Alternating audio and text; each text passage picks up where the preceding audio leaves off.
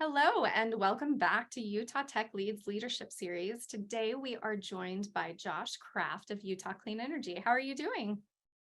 Good, Elizabeth. How you doing? I'm doing great. So tell us a little bit about yourself and your organization. So I'm Josh Kraft. I do government outreach for Utah Clean Energy, and we are a now 20-year-old nonprofit advocacy and analysis organization who works on renewable energy, energy efficiency, and climate solutions here in the state of Utah. And that's pretty much us in a nutshell. Although and I'll just say it's an exciting time to be working in this space, given that we're seeing an explosion of growth and interest in clean energy, electric vehicles, and Utah has an opportunity to be a leader in the space. And that's sort of what is the center of my day work in this area. So, how did you specifically get into this kind of work?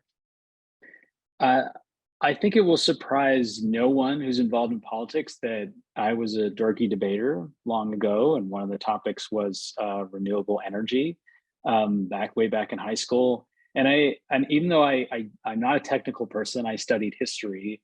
I've kind of have caught the bug, and I've been able to stay in this area in part because obviously caring about climate and sustainability, the planet is important, but also just the opportunities that technology and innovation have to improve our lives, give us economic opportunity, has meant that I don't know this area of energy in particular is such a I don't know. There's just so many opportunities here for change and for fun, interesting, challenging questions. And that's sort of where I Absolutely. ended up.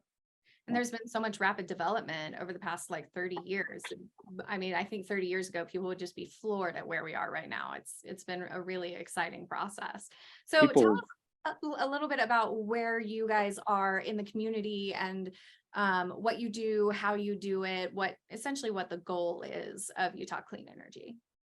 Well, we're the connector. We want to be the connector and pull together folks to make clean energy and climate solutions happen. And um, importantly, we really want a nexus with the business community and to advance climate solutions and positive dialogue around climate. And in particular, though, we've had really, since I've started here, a clean energy business coalition that's tried to pull together renewable energy developers, rooftop solar companies, large scale developers, large energy users, folks in the tech world, and in state and local government to have conversations about how Utah can be a leader in this space. We're an incredibly sunny state. We have a great geothermal resource. We have a lot of land and history as an energy state. And so being at that voice that seeks to say, hey, this is an economic opportunity for our state and brings together folks across the spectrum of business, civic, government,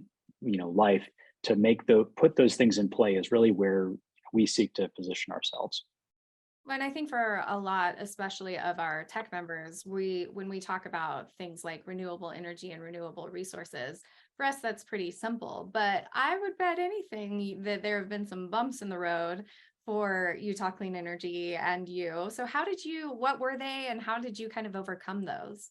I mean, uh, I'll just say my boss, Sarah Wright, has been at this for a long time. And, really it started off with the California energy crisis when I was in early college, I think. And I mention that because none of the solutions were nearly as economic as they were today. Utah Clean Energy helped win a case before the Public Service Commission in 2015 that helped lead to some of the first utility scale solar development in the state. And then we've tangled a few times with Rocky Mountain Power, Pacificor about the future of distributed solar, rooftop solar. And I think mostly to a good effect because we have seen a tremendous growth in rooftop solar in the state through net metering. We have some debates that still need to happen on that front because we'll want to keep that resource growing, keep that alive. But it's, convincing people, I think convincing people in a state that has a big coal industry and oil and gas industry.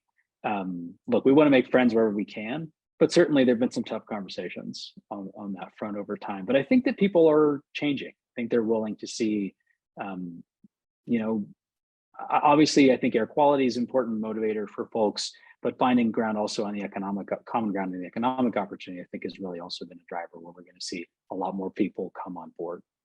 Absolutely. And that's been a big, big part of it for our community. So tell us why the relationship with the business community is so important to you. Well, I mean, first of all, we care most at Utah Clean Energy about getting projects built, getting things in the ground. And obviously it's nice. I do government work. It's nice to win policy fights. It's nice to have legislation passed, but it matters most what happens on the ground. And I think that we've always seen that not only do people understand that businesses have credibility and that they're interested in technological development and and inner quality, and they have a great voice, and it's great to see work with tech leads and folks in the tech community on this front. Uh, so being able to work with folks and harness that voice is really important for us to show, hey, we're putting forth a value proposition that will be good for the economy and not just good for the environment. And I think it's also because people in the business community are doers. They want to have projects installed. And so if you come to someone and say, hey, we want to make our state a clean energy state, folks in industry and in business are going to ask you, well, how are you going to do that? And I think that being able to test all of what we're seeking to do and then bring them into the political sphere shows that we've done our homework, and that, again, that this is something that is good for prosperity in our state, not only because it helps air quality or clean energy. Yeah, absolutely. So you talked a little bit about having some difficult conversations, not only with other organizations or companies, but also with individuals. How do you think having those conversations and being willing to have those conversations has impacted your ability to be effective? There, you know, I think we're an organization that seeks to build bridges and seeks to get and be at the table forming solutions. It doesn't always, sometimes that's not the most satisfying way of doing policy and politics, but I think it's really important to show, hey, you may not agree with me today, but I'm going to keep showing up.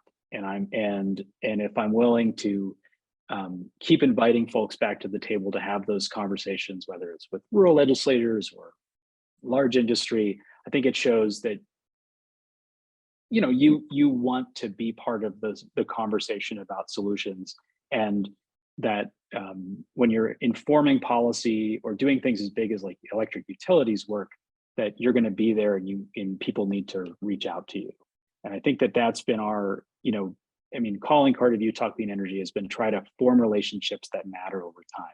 Some of those relationships have worked out, some of them don't work out.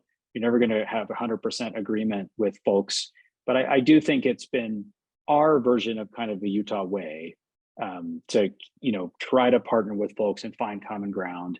And particularly as stuff like outside of the legislature, things like the Public Service Commission, those are folks that you end up interacting with so many people for such a long period of time that you need to find a way to get along, even if you're going to disagree. That's an important thing. Just because you can get along with someone doesn't necessarily mean that you agree with them. But some of them come around over time.